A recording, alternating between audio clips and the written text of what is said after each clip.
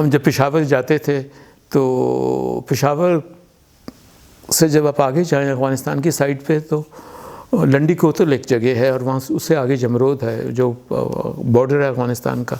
वहाँ से हम ट्रांजिस्टर लेके आया करते थे फ़िलिप्स के, और वो फिर उस पर हम जब वापस छुट्टियाँ ख़त्म हो जाती थी तो हम एचएसएन कॉलेज में जाते होते थे। तो प्रॉब्ली बहुत कम बच्चे होंगे, शायद ही कोई हो और बच्चा जिसके पास ट्रांजिस्टर हो।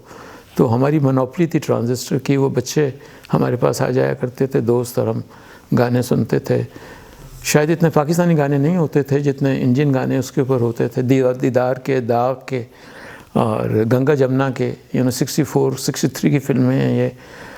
और वो एक बहुत कह लें आप कि वो एक साथी था ट्रांजिस्टर मेरे, और बड़े ट्रांजिस्टर थे वो, बाकायदा छोटे ट्रांजिस्टर नहीं थे, 6 सेल्स पड़ा करते थे उसमें।